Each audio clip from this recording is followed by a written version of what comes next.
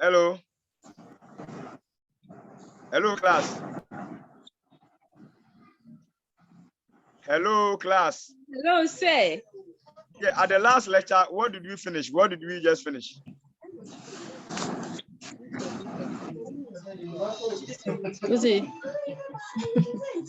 What did we do in the last lecture?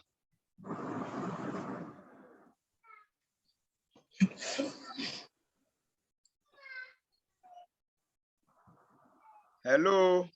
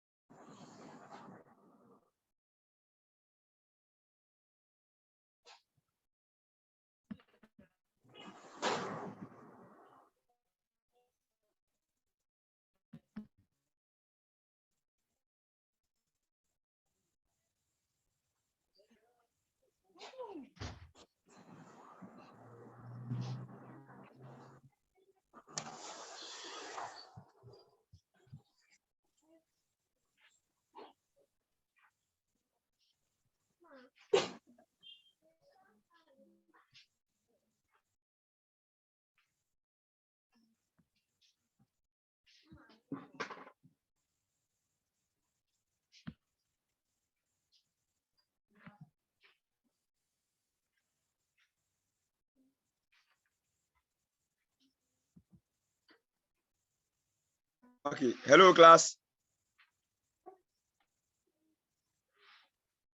Hello, can I continue? Yes, please. Okay, so I'm going to start talking about the adrenal gland. Okay.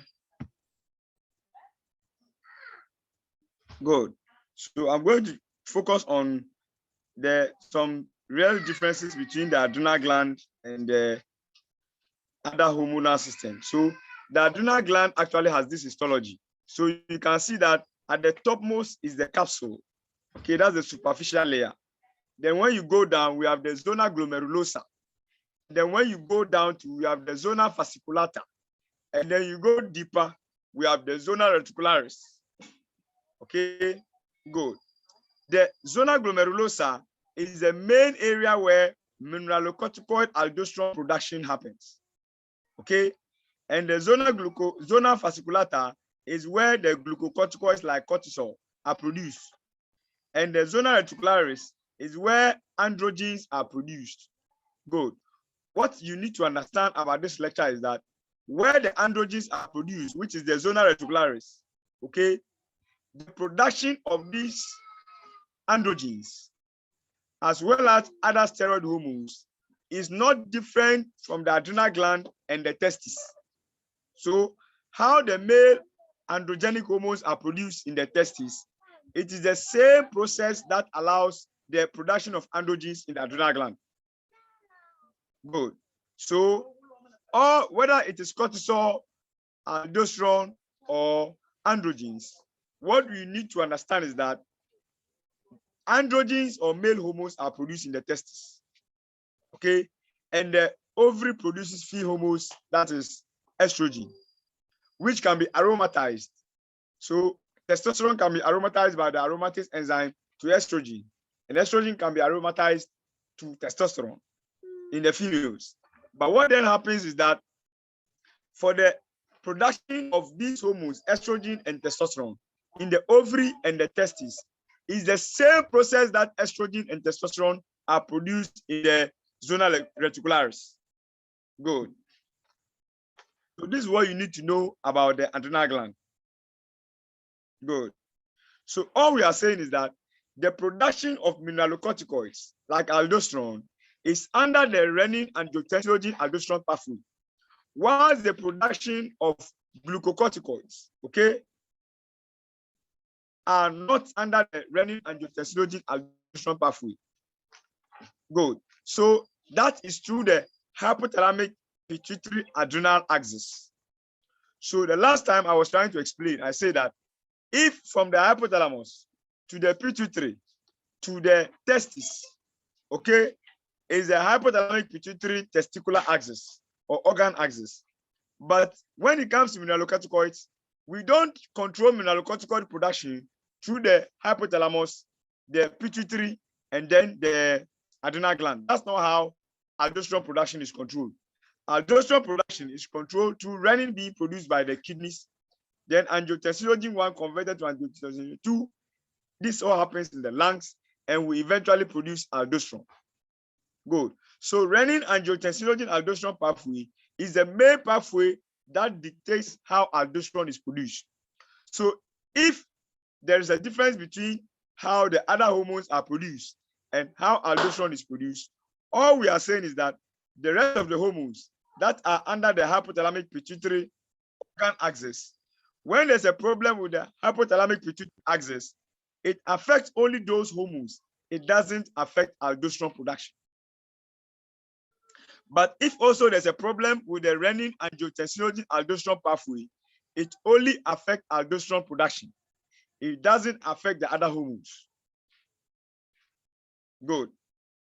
So the adrenal androgen precursors are converted to sex steroids in the gonads, the testes, and the ovary, and the target cells, and they effect their action through nuclear androgen receptors or nuclear estrogen receptors on the surfaces of cells.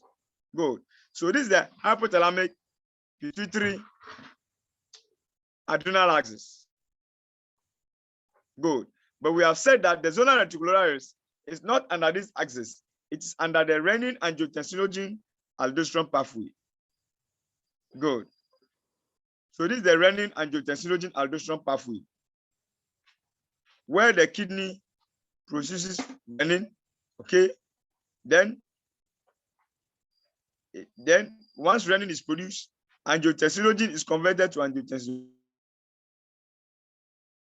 And then angiotensin converting enzyme converts angiotensin 1 to angiotensin 2, and then produced. That is in sodium absorption with water being retained in the process. So this is the renin angiotensin aldosterone pathway. Unlike the earlier pathway, which I showed, which is the hypothalamic pituitary adrenal axis. This one controls the rest of the hormones. But when it comes to aldosterone, it is this renin angiotensin aldosterone that controls aldosterone production. So if there's a problem with the hypothalamic pituitary adrenal axis, not affect the production of aldosterone.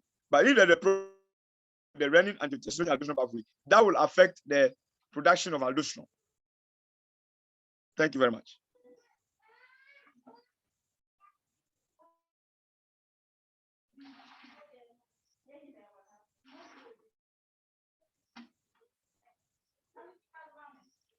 So I will not go into the things that I think that you should know, and once you read, you should get. I'll be focusing on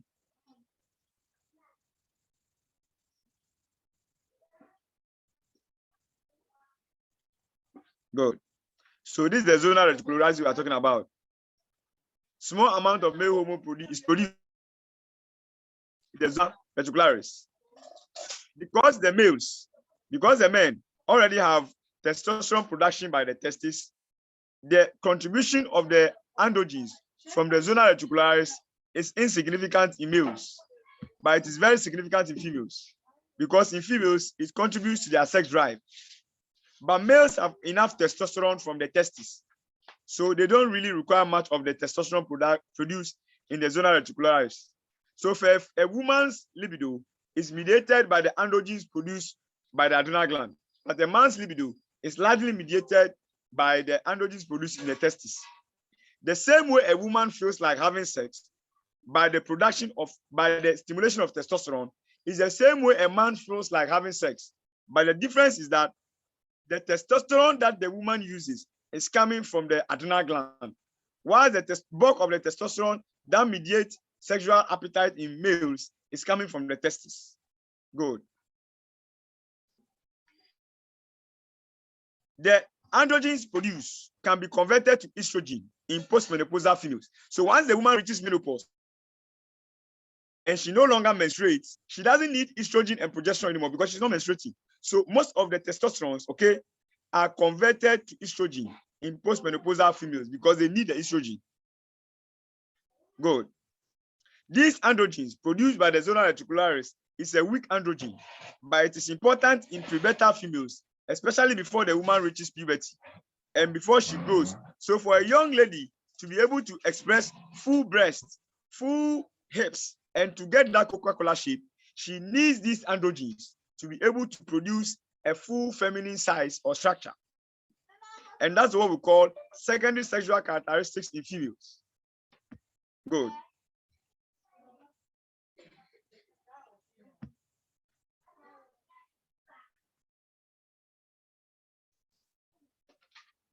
So I will not go through the pathway where all the steroid hormones are produced because I expect you to know. This is one of the diagrams we actually expect you to know, especially the BSc students who are doing the degree, Bachelor of Science or Bachelor of Med Lab, and then those doing the Doctor of Medical Laboratory Science. You are expected to know this pathway verbatim, and you should know which enzyme. So you can see that here we have, firstly, we have cholesterol. Eventually, we will produce aldosterone, corticosteroid, cortisol, testosterone, and 17-beta estradiol. Good.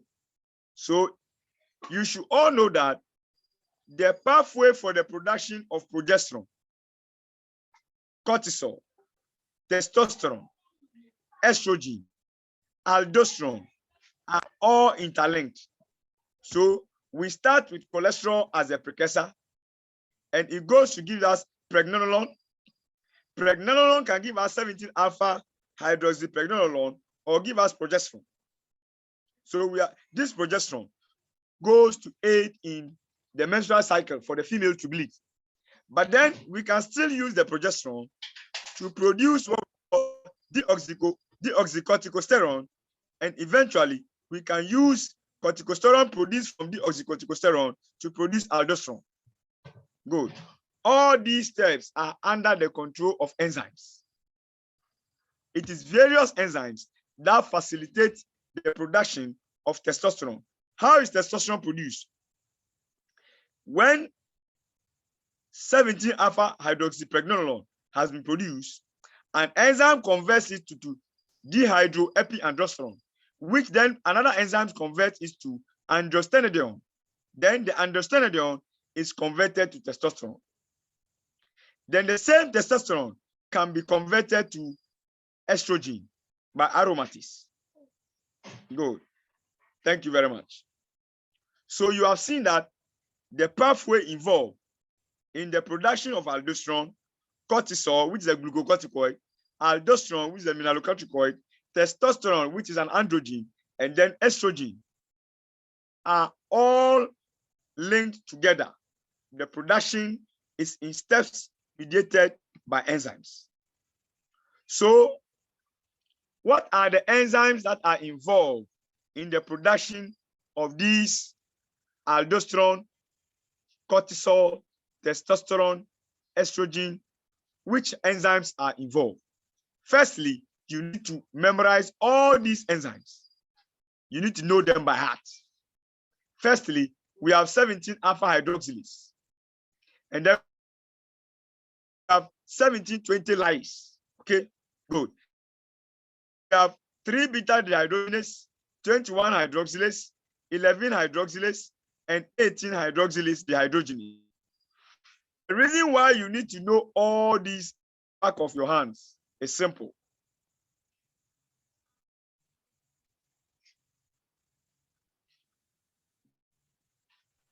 This is the reason. Firstly, let's assume that aldosterone is about to be produced. Aldosterone is about to be produced. Then an enzyme called 11-hydroxylase is deficient. Once 11-hydroxylase is deficient, this enzyme, if this enzyme is deficient, it means that we will not be able to form corticosteroid and will accumulate a lot of 11-deoxysteroid, which will cause a lot of accumulation of progesterone. So it simply means that the substrate progesterone, which is needed for the production of cortisol and testosterone now have increasing substrate. So the reaction is now channeled in this direction. So we will produce too much cortisol and too much testosterone, which can lead to hypercortisolism and increased testosterone availability. Because the more precursors that gathered in a human being, the more the enzyme for that precursor is activated to actually catalyze that substrate into a product. Good. So it is important. Let's assume that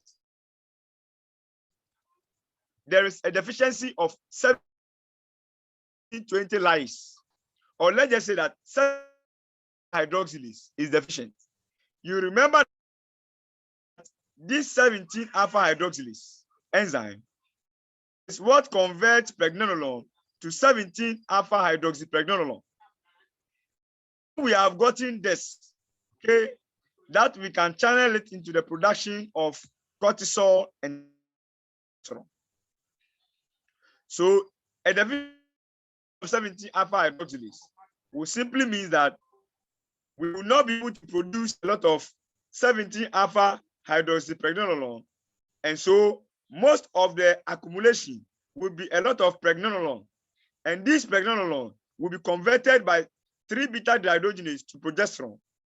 Good. It simply means that progesterone increases in amount, so we can now produce more aldosterone,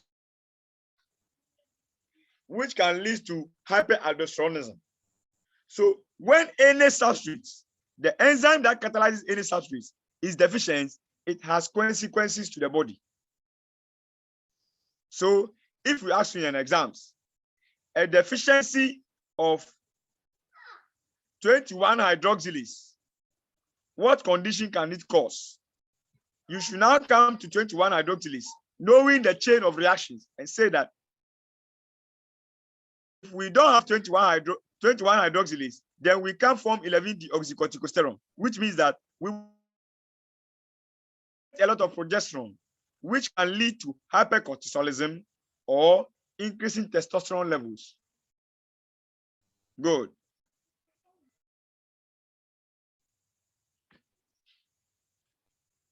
The same way, if we have deficiency of 18 hydroxylase dehydrogenase, we will not be able to form a lot of aldosterone.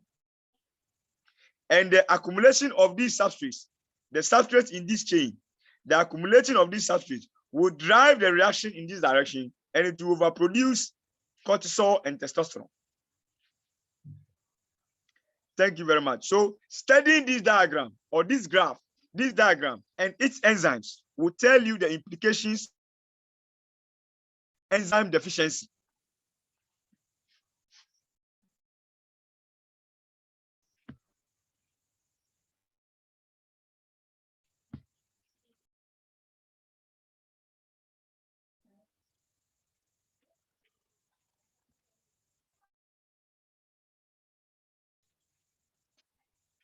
We have said that the steps involved in the synthesis of these steroid hormones are almost the same in the adrenal gland and in the testes and the ovary. But some differences exist between steroidogenesis in the adrenal gland and the gonads. That is, the nature and the quantity of steroids are different between the two sides of steroidogenesis. The other difference is that 11-beta hydroxylase and 21 hydroxylase are found only in the adrenal gland. 11-beta hydroxylase and 21 hydroxylase are found only in the adrenal gland. Let's go to the diagram. What is 11-beta hydroxylase? This is 11-beta hydroxylase. I hope you can see it.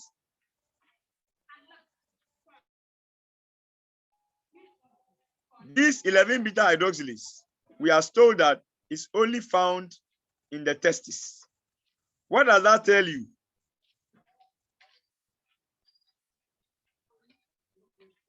(11-beta hydroxylase). Then we say 21 hydroxylase. Where is 21 hydroxylase? It is here. This is 21 hydroxylase. It is also only found in the adrenal gland. Sorry, not the testis, but the adrenal gland.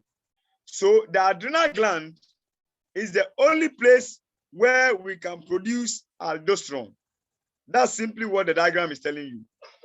So you see that this 11 beta hydroxylase and 21 hydroxylase, we are telling you that it is only found in the adrenal gland. It means it is only in the adrenal gland that you can produce aldosterone. But the rest of the other enzymes are found in the testes and in the ovary. So in the testes, you can produce testosterone, which mediates female sexual libido and male sexual libido. Then the same way, in the adrenal gland, it is the only place you can find 21 hydroxylase. So the same way, you cannot form 11-deoxycorticosterone in the testis and in the ovary. You can only form 11-deoxycorticosterone in the adrenal gland. That is the substrate that will give you aldosterone. But the rest of the enzymes can all be found in the testis and the ovary, mediating testosterone production and estrogen production. It tells you that if any of these enzymes, 11 beta and 21 hydroxylase, if they were found in the testis and the ovary, then you could have produced aldosterone in the testis and the ovary as well. But both males and females do produce aldosterone in the testis or the ovary.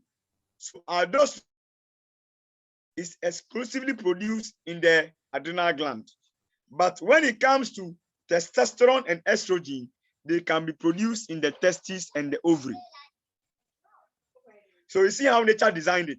Nature designed it said that 11 beta hydroxylase and 21 hydroxylase are only found in the adrenal gland. So you can only produce aldosterone in the adrenal gland.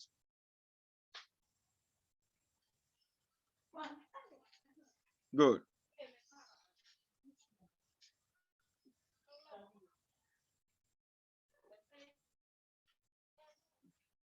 So I've given you this slide, I'll give it to you. You should be able to understand all the steps of production of the male hormones and the female hormones in a patient.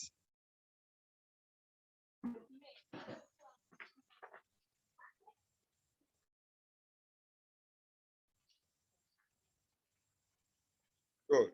So the rest of the slides here, I don't think it should be difficult for you to understand. If you read it, you should be able to follow. So I will not spend a lot of time on it. I'm interested in the very salient points. Good. So I am done with the adrenal gland. If you have any questions, write it down. I'll deal with it at the end of the lecture. Good. So I'm now moving to the bone.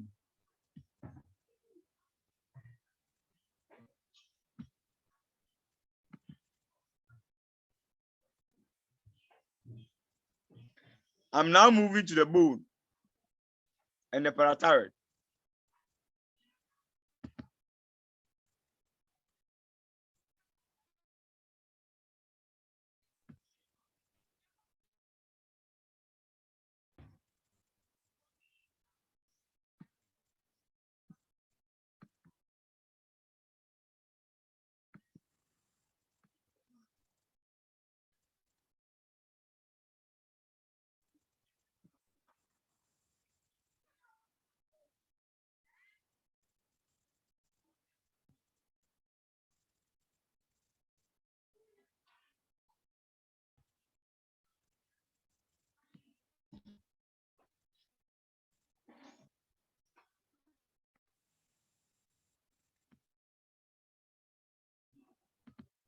Good. So, class, hello, can you hear me, class? I shouldn't be talking to ghosts. Can you hear me? Yes, we can hear you. Good. So let's talk about the bone. Good. As for the bone, I'm sure. So I'll go to the salient points. Okay. Good. So we have osteoblast and we have osteoclast. Osteoblast synthesize the bone matrix, whilst osteoclast reabsorb, digest using a proton pump. They resorb the bone. So whilst osteoblasts ensure bone strength, osteoclasts resorb the bone matrix. But osteoclasts are not just formed. Osteoclasts are actually formed from early stage precursor osteoblasts fusing with macrophages to become osteoclasts. Good.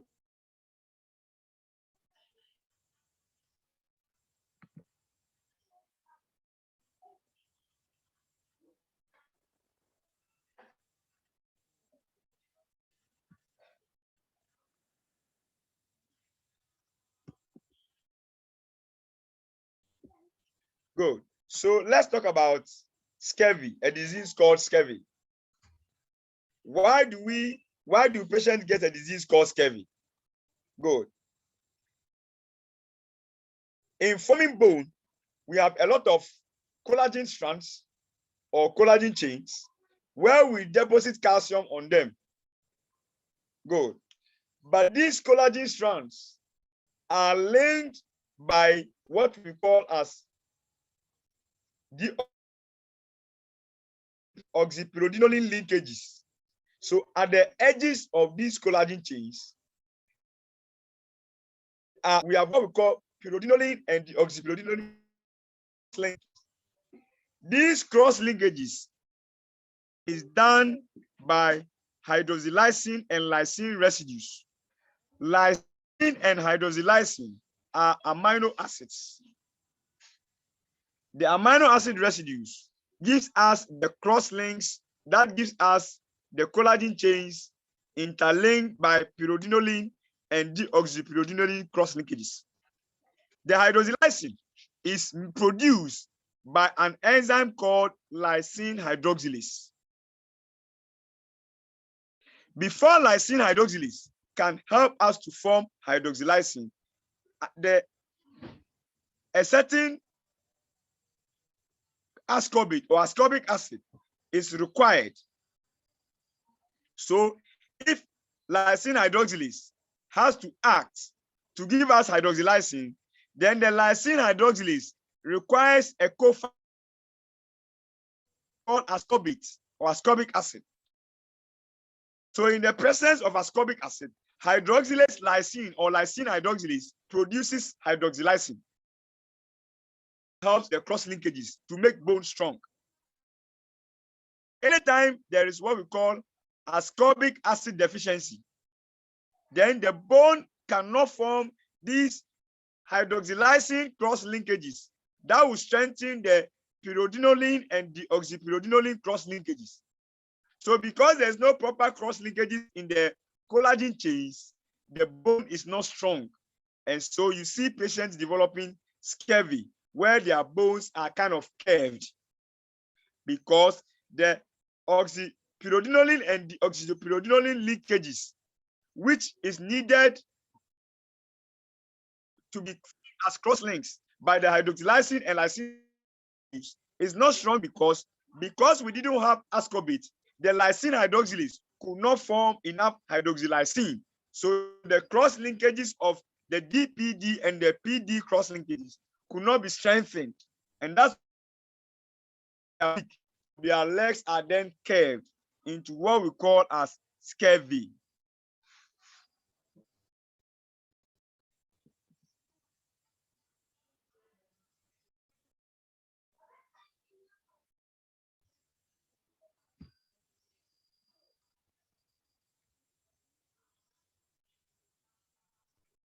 Good. What is the role of estrogen, the female hormone, in bone strength and bone density? What is the role? Good. Now, we have to understand that estrogen, the female hormone, decreases osteoclast numbers and osteoclast activity. Whenever there is more osteoclast, bone strength is compromised. So any substance, any hormone that can decrease osteoclast numbers and osteoclast activity will cause the bone to be stronger. because osteoclasts, they eat away the bone matrix and makes bone weak. This is why the female hormone, estrogen, is said to protect women from osteoporosis, because as long as the females have enough estrogen, it prevents osteoclasts from eating away bone. So females do not easily get osteoporosis. How does this happen? How does estrogen decrease osteoclast activity? Remember, I told you earlier on that in order to form osteoclasts, you need early precursor osteoblasts to fuse with a macrophage to form an osteoclast. So another hormone called osteoprotein prevents activated osteoblasts from activating local osteoclasts. So increasing osteoprotein production by the osteoblasts and the liver, it prevents the production, the fusion of early precursor osteoblasts with macrophages. So osteoclast numbers are decreased. Once osteoclast numbers are decreased, then osteoclast activity is also decreased. And when osteoclast activity and numbers are decreased, the resorption and the eating away of bone is decreased, which gives female bones more strength and more density. And that is why females are protected from osteoporosis. It is because they have estrogen, and the estrogen actually aids in the production of osteoprotein.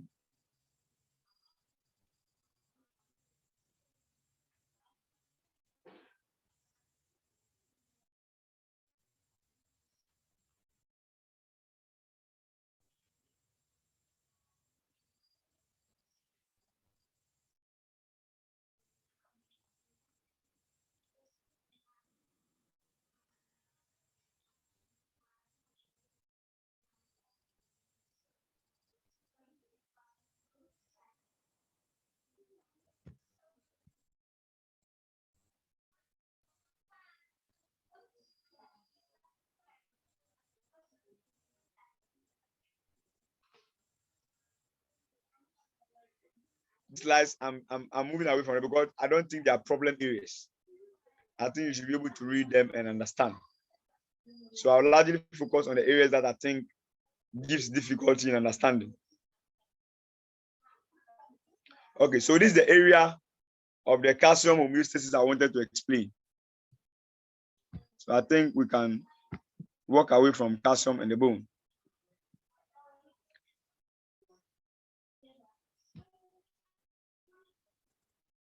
So basically, we are done with all the endocrine hormones. Good. So we are basically done with endocrinology.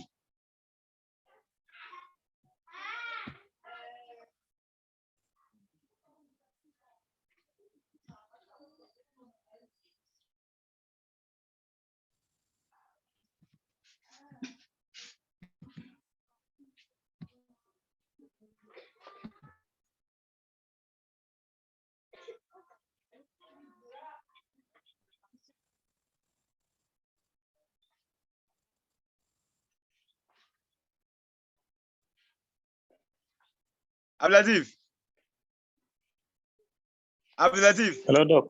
Yes, Doc. To find out, were there case studies in the exams that they wrote? So they are all MCQs. Please ask them. They wrote the MCQs. Exams. They should give. Yes. They were all MCQs. Please, let's put it on the floor for them to. They wrote the exams. Hello. Yeah, please, can you people tell me if there was any case study in the exams? Hello, students. Hello, students. No, yes, there was no. They were all MCQs. All MCQs. Okay, so only MCQs. Okay, good. That's good to hear. Yes, good. there was. Please, there was. There what? There was. Somebody saying there was.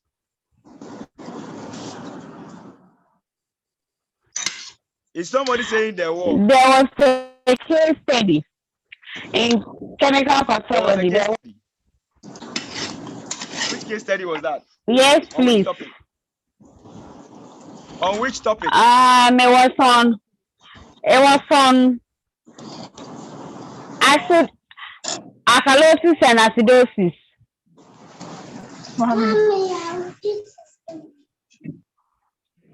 I also remember one from lipidemia, case D. It was on what? Hello. The first case study, Letitia, you said from where? Letitia, the first case study you said from where?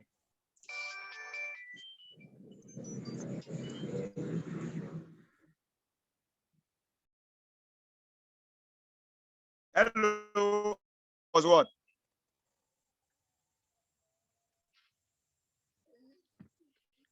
Hello.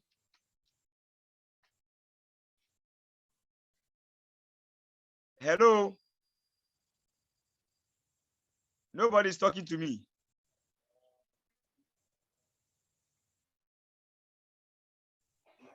Please unmute your mics and talk. The first case study, what was it? Sir, please, she said acid-base balance. Acid-base balance. Okay, there was a case study on acid-base balance. Okay, so let me take one case study from acid-base balance. Then we can now go to this lipidemia. Are you okay? Okay, sir. Yes, sir.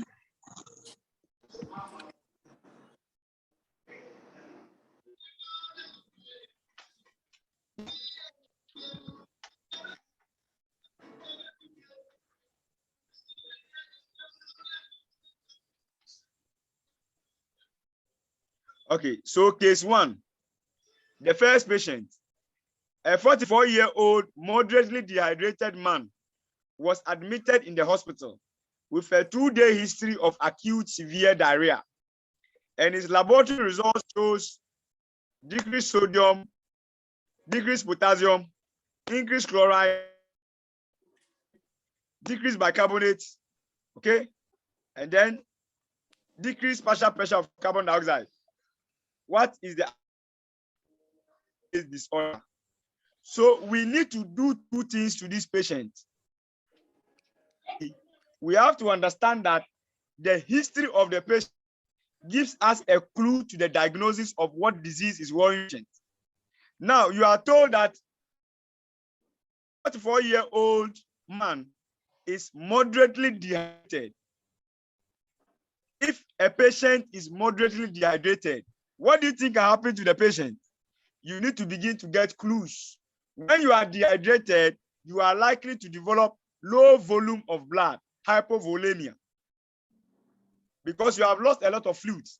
And so when you are dehydrated, the volume of blood you have is less. So we say you have hypovolemia. And anybody who has hypovolemia, decreased volume of blood, has a challenge pumping oxygen to the rest of his tissues. It means your legs will not have enough oxygen. Your hands will not have enough oxygen. Your brain will not get enough oxygen. So patients will suffer from what we call hypovolemic deficit in oxygen. If there is no oxygen supply to the tissues, what do you think the body will do?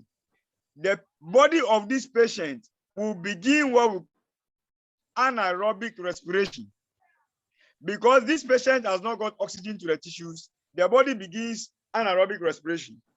When anaerobic respiration is started, we will then produce lactic acid, because lactic acid is a byproduct of anaerobic respiration. The more lactic acid builds up, the more the patient can get acidosis, because lactic acid adds on to the body's acid load. So the patient can develop what we call metabolic acidosis from the addition of lactic acid to his body. So you see, from moderately dehydrated, we have gotten one possible diagnosis. Being moderately dehydrated alone, by the physical examination of the doctor, it tells us that this patient can develop a disease called metabolic acidosis by virtue of lactic acid addition to his blood. Good. The second symptom says that the man was admitted for 2 days, has history of acute severe diarrhea.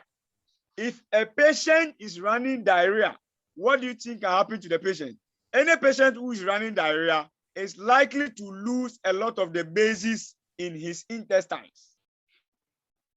In the stomach is a lot of acids, gastric acid from a proton pump, but from the duodenum area going are a lot of bases. So if you run diarrhea, you lose a lot of the bases in your intestine. And so you can develop what we call metabolic acidosis simply from the severe diarrhea. Because if you lose bases in your intestine, the acids an advantage, because acidosis is an increase in acids, a decrease in bases. But once you run diarrhea, you decrease your bases, and so you develop metabolic acidosis. So from the patient's history alone, we have gotten 2 potential diagnoses. 1, metabolic acidosis as a result of lactic acidosis by of anaerobic respiration because of hypovolemia. Secondly, we say patient could develop metabolic acidosis by virtue of diarrhea inducing a deficit of bases causing metabolic acidosis. So 2 diagnoses for your patient, even without looking at the laboratory results. So the doctor sends the patient to the laboratory and puts in query diagnosis, metabolic acidosis, question mark. That's what the doctor suspects from physical examination. And the history of the patient is given. So it's easy for you to come out with possible diagnosis. We now come and look at the laboratory results. When we look at the laboratory results, bicarbonate has decreased. Carbon dioxide has decreased. Bicarbonate is the base. If bicarbonate levels goes down, can that cause acidosis? Yes. Because if you look at the pH is actually what? What is the pH of the patient? The pH is 7.31, which is below 7.5. So clearly, from the pH, dealing with an acidosis. But a decreasing bicarbonate can actually cause decreasing pH. So bicarbonate could have been the cause of the patient's sickness. So we say likely a metabolic acidosis. But metabolic acidosis, and there's so much acids, and it is caused kidney, we expect the lungs to compensate. What will the lung do? The lung will hyperventilate in an acidosis so that it can reduce the carbon dioxide concentration. Has that happened in this patient? Yes, the patient's carbon dioxide has decreased. So this is a compensated metabolic acidosis from a patient. So you see how we build the case study. This is how you respond to the case study. If any question is asked, you should be able to respond.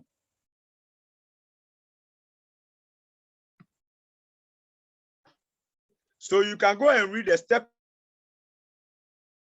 approaches in coming to the acidosis. Good. Here we say, even though I said acidosis, what I didn't add is the anion gap. You see, from the hypovolemia that induced the lactic acid, when lactic acid is added, remember, lactic acid is an unmeasured anion. So it can cause an elevated anion gap acidosis. So it can be an elevated anion gap metabolic acidosis. From the history alone, we can tell that. But the diarrhea only could produce a normal anion gap metabolic acidosis. Thank you. The second case, you have a patient The case says that a 22-year-old female with type 1 diabetes mellitus present to the emergency department of the hospital with a one-day history of nausea, vomiting, polyuria, polydipsia, vague abdominal pains. Physical examination by the doctor noted deep-sided breathing, orthostatic hypotension, and dry mucous membranes. Natolo, Lani Lapanghe.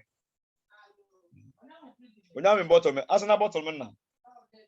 Okay, pang unyami fridge misashi. Good. When you look at the history of the patient, they say the patient has diabetes mellitus. What do you know about diabetes mellitus? It's a disease in which glucose is not utilized, isn't it? Once glucose is not being utilized, what do you think the body will do? The body will grow and break down fatty acids, fat from the buttocks, the breast, and the abdominal area. Once fat is being broken down, ketones are produced. When ketones come to add onto the body, remember ketones are acids. It will cause the patient to develop what we call metabolic acidosis. But the ketones are also unmeasured anions. So they will add to the anion gap. So they will increase the anion gap.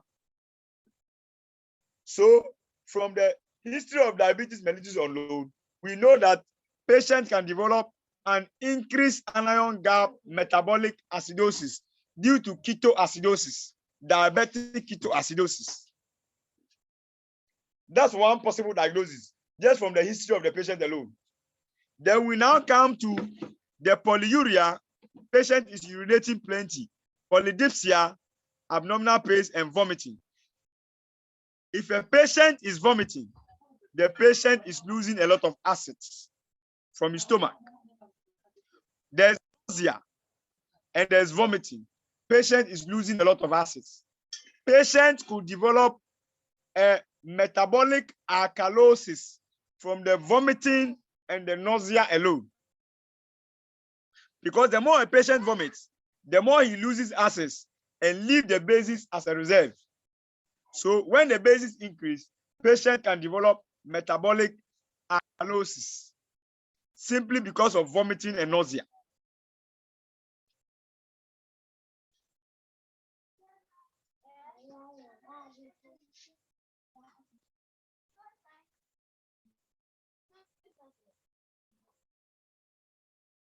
Then, upon physical examination by the doctor noted deep sighing breathing, orthostatic hypotension, and dry mucous membrane. It simply tells you that this patient is dehydrated. If the patient is dehydrated, then the patient could develop hypovolemia, which could lead to anaerobic respiration, producing lactic acid. Lactic acid adds on to produce an increased anion gap metabolic acidosis. So from the history of this patient alone, we have gotten 3 possible diagnoses, but the doctor cannot be sure, obviously. He's suspecting. So he sends the patient to the laboratory. The laboratory brings out the result, and this is the results. You have sodium decreasing, potassium decreasing, bicarbonate decreasing, and then we also have carbon dioxide decreasing. The pH is 7.27. Obviously, from the pH, we know that we are dealing with a state of acidemia or acidosis. But we watch the bicarbonate. If bicarbonate decreases, can that give us an acidic condition? Yes, because acidosis is increase in acids or decrease in bases. Here, bases has decreased. So we can say because bicarbonate decrease, and that could be the initiating pathology, then we say the disease could be a metabolic acidosis. In a metabolic acidosis caused by the kidney, we expect the lungs to compensate. We are in a state of excess acids. What will the lungs do? To hyperventilate, to get rid of carbon dioxide. So eventually, the concentration of carbon dioxide should decrease. Has that happened? Yes. Carbon dioxide concentration has decreased. So that's a compensation. So this is a compensated metabolic acidosis. I only hope the case study I've just discussed will help you in answering a lot of your case studies.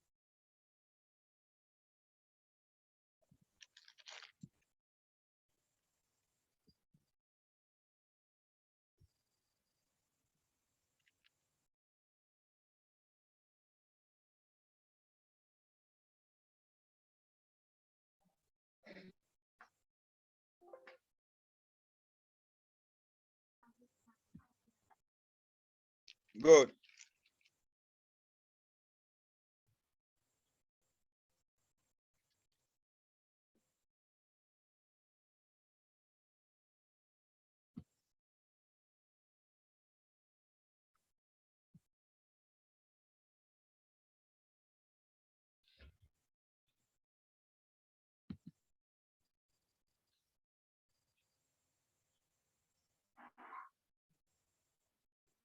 Hello, class. Hello, sir. One of the difficult areas I noted. Hello. Hello, sir. One of the difficult areas I noted is carbohydrate metabolism. Have we done that? No, please.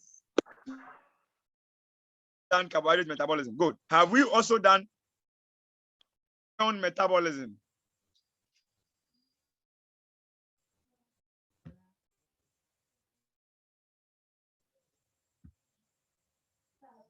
Hello. So our carbohydrate metabolism.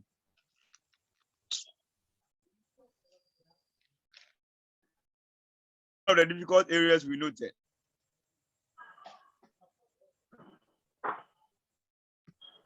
Is the class okay? Hello? Is Hello, the class sir. okay? Yes, sir. Huh? Yes, please.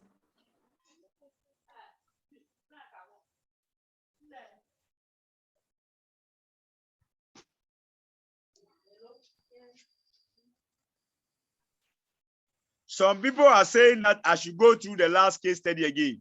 This lecture is being recorded. So please, don't let us waste time on things that I have said. When you finish, ask Mr. Latif. He will send you the video of what I said. Okay? Instead of me repeating things in the lecture. I'll be Okay, glad sir. if you can just take the video from Mr. Abdul Latif and listen to what I said. Yes, sir. Because we have so much to do and I can't even do all. So sending me back is slightly a problem for me.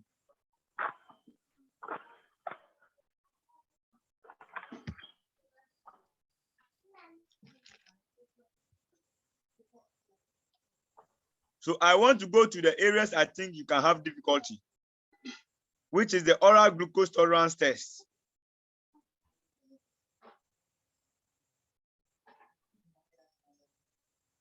Good.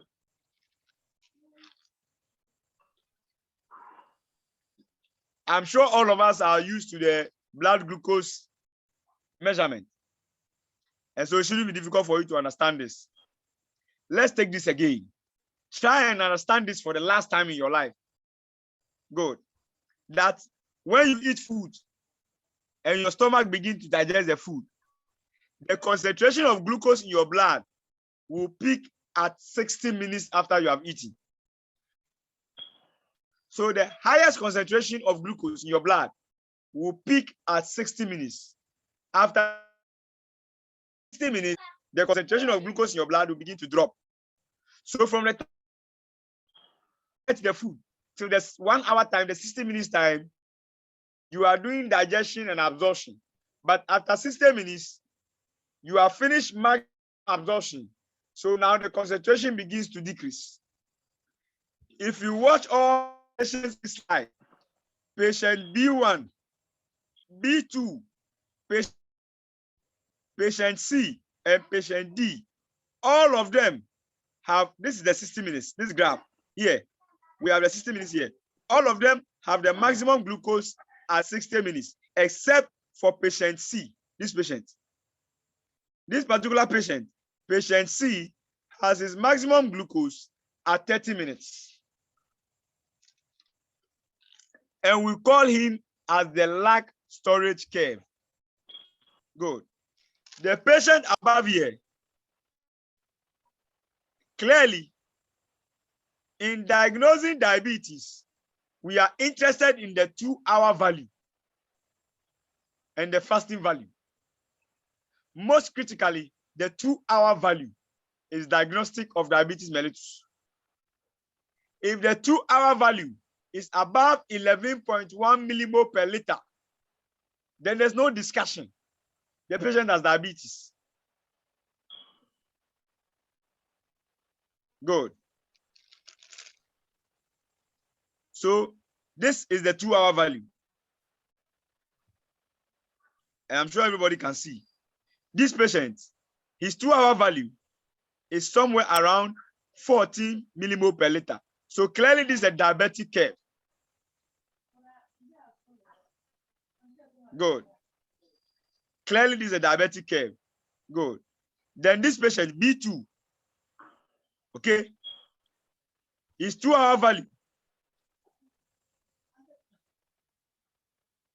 The 2-hour value of this patient is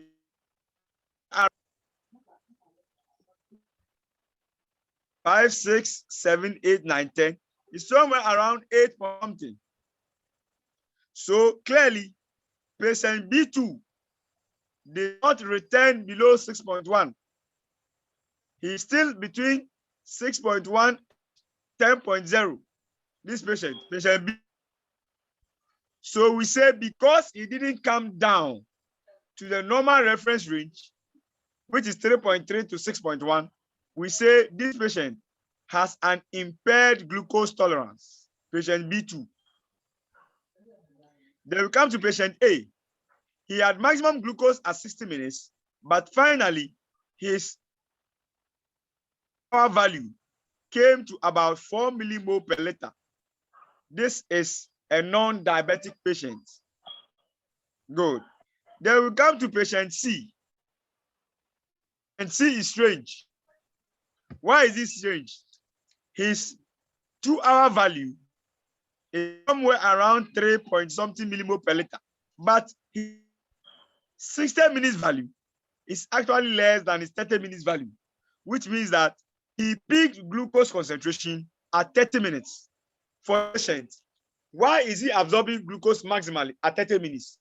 So we say this patient has a very short GIT, so it's likely to have an gastrectomy. Patient C is likely to undergone what? Gastrectomy, because he did what we call the lag storage curve. His peak value lagging behind the rest. If this was a race, all the rest peaking at 60 minutes, but he was lagging behind the 60 minutes and was at 30 minutes. So he was lagging behind the rest. So we say he has a lag storage curve and his concentration is at 30 minutes. Why did he maximally absorb the glucose at 30 minutes? Because he's likely to have undergone gastrectomy. That's why he has what we call the lag storage curve. But patient D is an interesting patient. This patient. Why? Even when we gave him 75 grams of glucose in water, he still could not raise his glucose beyond 3.0 millimole per liter. Clearly, this patient has a difficulty in absorbing the glucose. So we say this flat storage curve is indication of malabsorption in the patient. Thank you very much.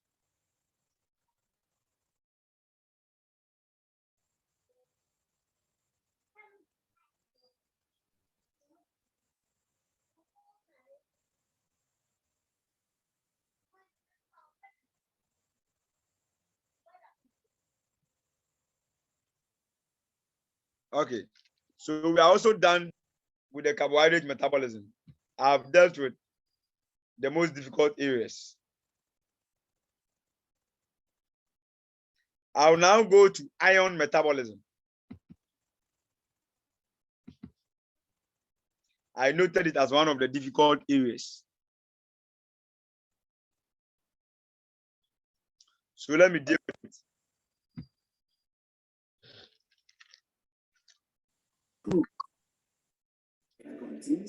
Hello, Abdulatif. Hello, Abdulatif. Yeah. Talk, I can hear you. I thought you were saying something. No.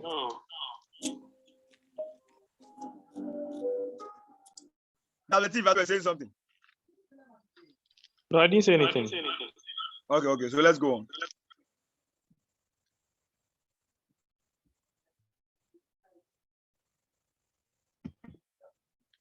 Good.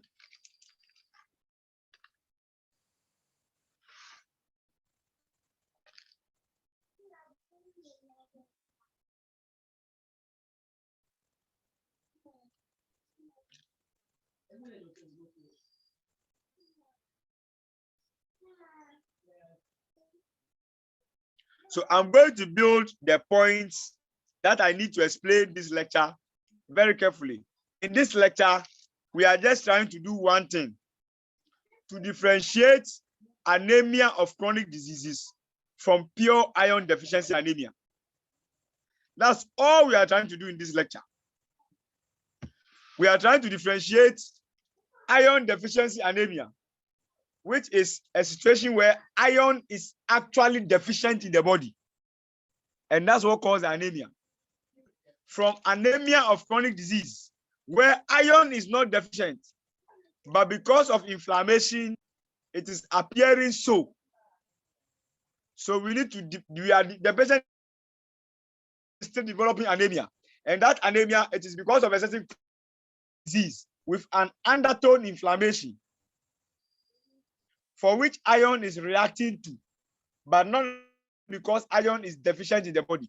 The only way you can know iron is in the body is when storage iron is deficient, not plasma iron or serum iron.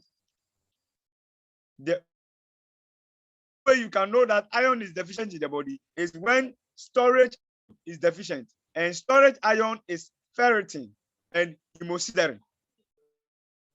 Good. We will refresh our mind by saying that transferring its production is decreased in iron overload, and its production is increased in iron deficiency. What does this statement mean? This statement simply means that the production of transferrin is decreased in iron overload. So whenever there's so much iron, transferrin goes down. So iron and transferrin have an inverse relationship. The less the transferrin, the more the iron. The less the iron, the more the transferrin. Good. This is what we mean by production of transferrin is decreased in iron overload, and production of transferrin is increased in iron deficiency. So whenever your body doesn't have iron, because we need transferrin to transport a lot of iron from your intestines to the rest of the body upregulates iron production.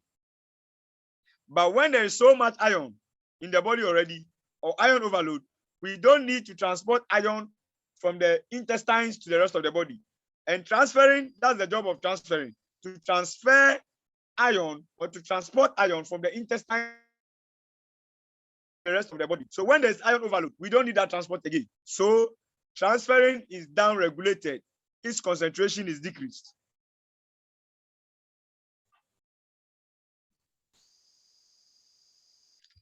So put it in your mind. Transferrin and iron have an inverse relationship. Good.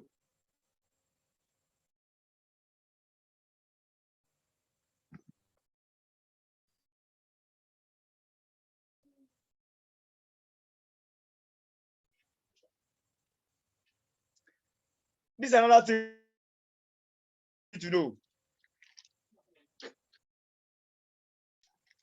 Transferrin is a negative acute phase protein.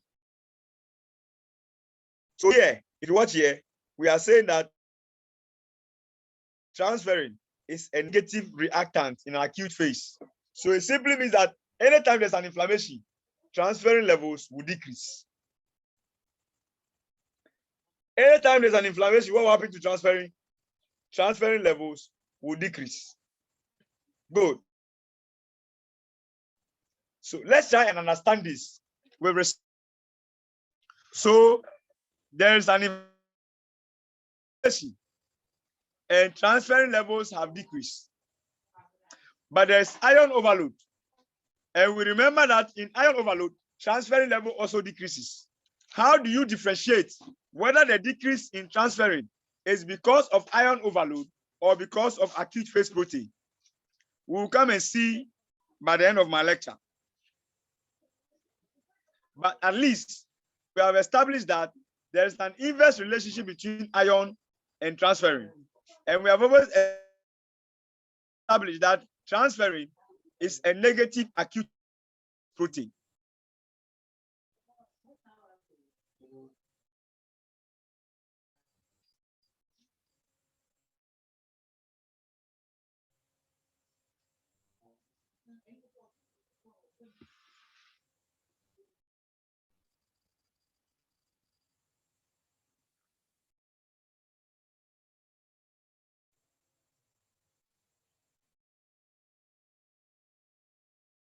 Let's talk about ferritin. Ferritin is a form of iron. Anytime your body gets excess iron, it stores it as ferritin. When your body doesn't have enough iron, ferritin releases its iron for the body. So ferritin is a storage form of iron.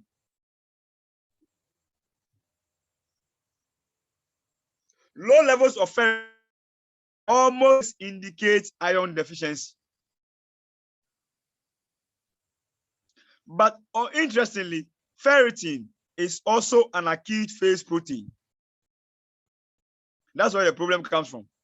Whilst transferrin is a negative acute phase protein, ferritin is also an acute phase protein. This is going to be interesting, isn't it? How do you differentiate the two?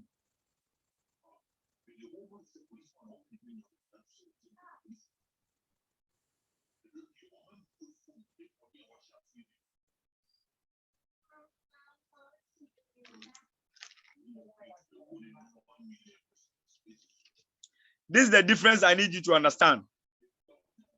Whereas transferrin is a negative acute phase protein, ferritin is a positive acute phase protein. It tells you that anytime there's inflammation, ferritin levels increase. So when ferritin increases, it is more likely because of iron overload or because of inflammation.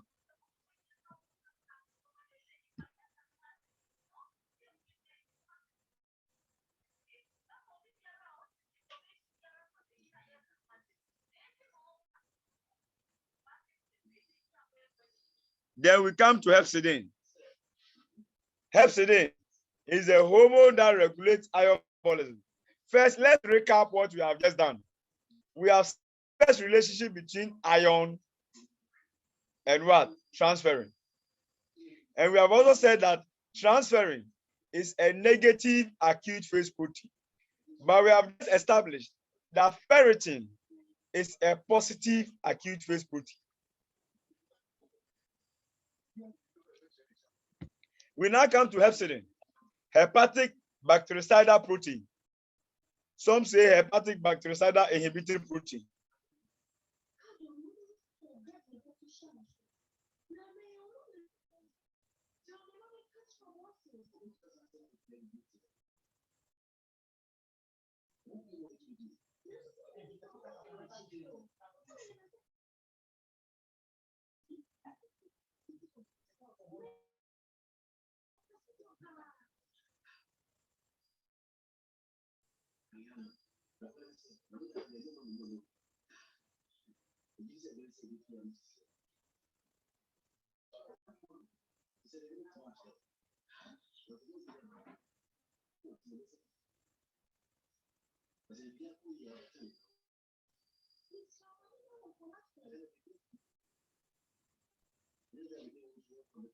Good. So let's attempt.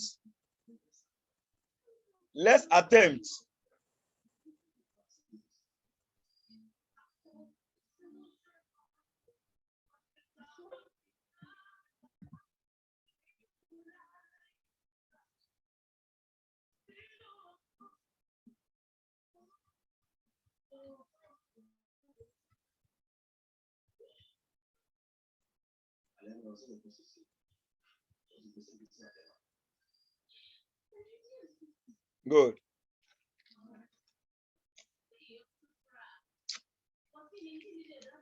Good. So ferritin levels are low when there is pure iron deficiency, but ferritin levels are increased when there is acute phase protein, because ferritin is a positive acute phase protein. Iron is low, whether it's pure iron deficiency anemia or anemia of chronic disease, iron concentration is low. But transferrin is high when there is pure iron deficiency. The reason is that transferrin and iron have an inverse relationship. But whenever there is an inflammation, an acute phase response, transferrin levels are decreased because transferrin is a negative acute phase protein. Good.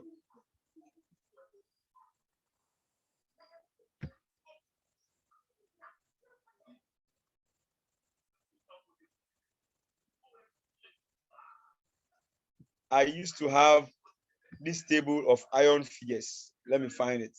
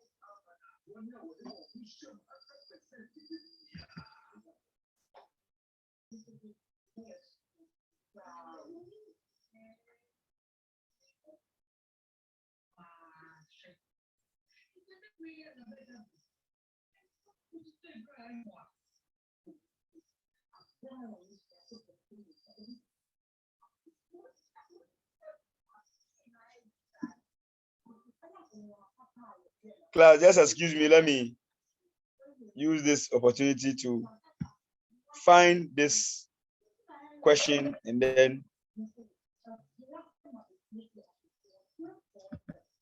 explain it once and for all.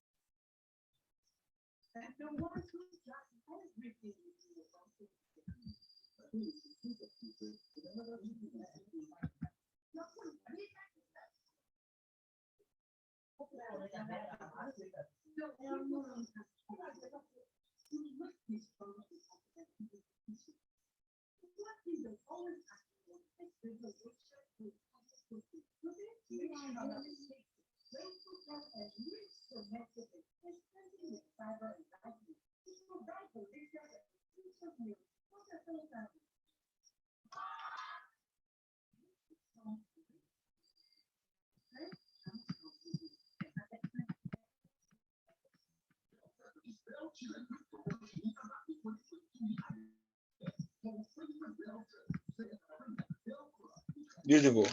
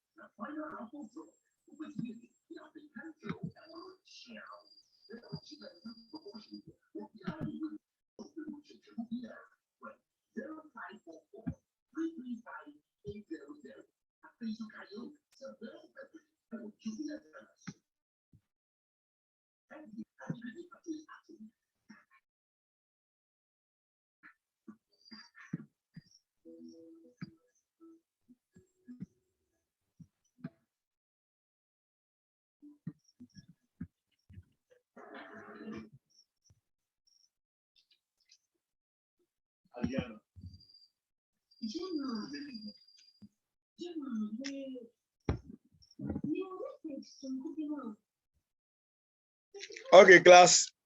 So this is what I want to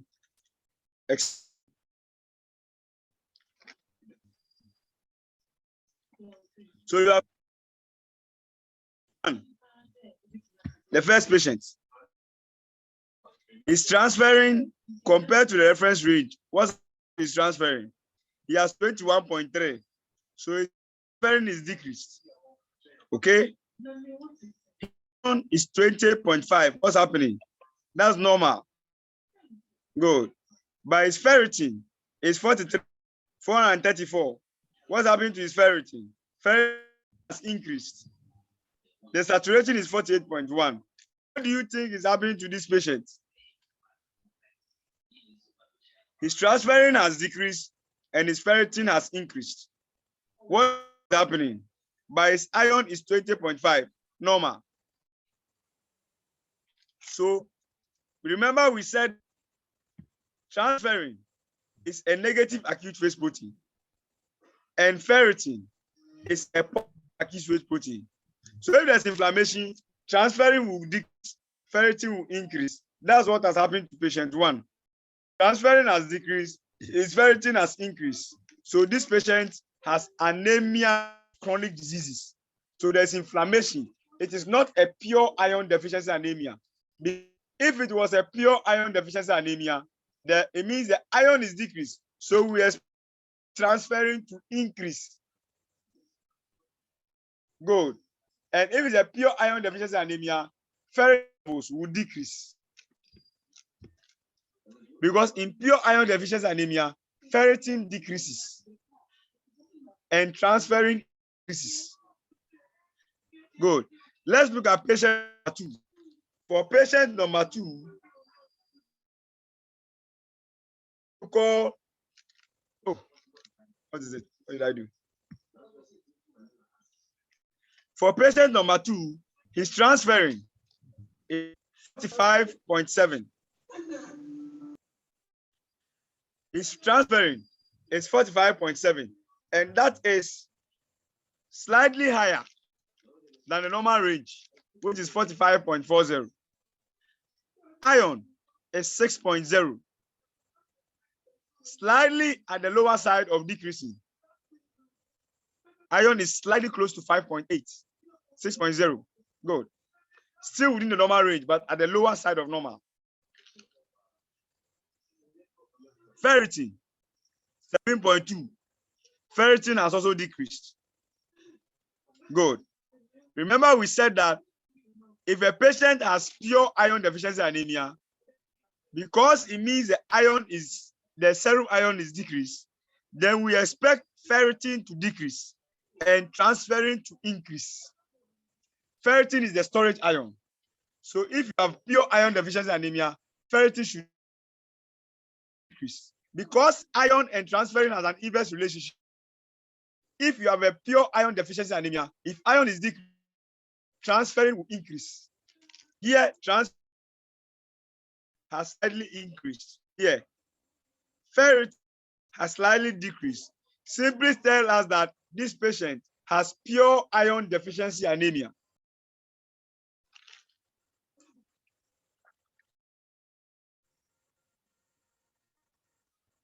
The lecture slide is being recorded. I will not go patient 3, 4, 5. So once listen to patient 1 and 2, you should be able to deduce if a patient has pure iron deficiency anemia or anemia of chronic disease.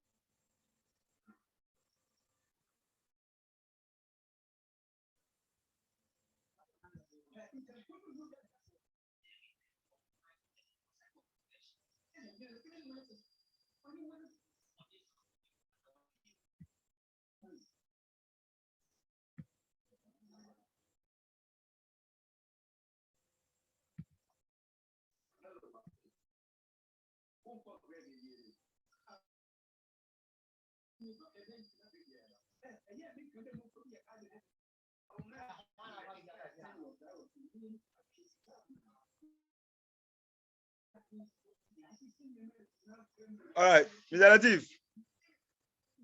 Yes, Hello, Doc. Mr. Latif. Yes, Doc. Yeah, I will want to end the lecture here. It's almost 8:16. Okay. The next time, we'll take some difficult areas. I presume there are about 3 areas I have not. So I'll put them together in one slide and then put all of them in one slide. Okay. Next So we lecture can we'll meet tomorrow. Tomorrow, okay, what time? 1 to 3 p.m. we have hematology. Can't we do it same time, 6 to 8? I was saying that from 1 to 8 3 be a we have problem. 6 to 8. That's when we have camp at 1 to 3. Okay, I'll try and make it 1 to 3. Hello, Doc. No, hello, Doc. Yeah, I'll make it. Did you hear what I said? I said that we have hematology. I heard you. 1 Tomorrow, to 3. 1 to 3. For Yes, hematology. I'll be available. Hello, Doc. Yeah, I'm here. Hello, Doc. Yeah, it's for hematology. 1 Yeah, to 3 Abdulatif, I'm here. hematology. Okay. When will camp part happen? So can we have it after 3 p.m.? After 3 p.m. Okay, that's fine. Can we have it from 4 to 6? Yes, 4 to 6. From 4 to 6. 4 to 6. 4 Yeah. to 6. Okay, that's Okay. thank you very All right. You're welcome.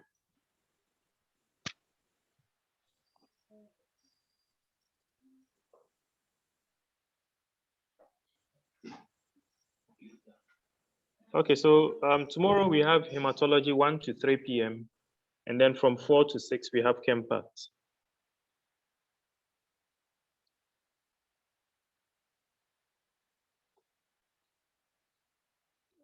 Thank you. Bye.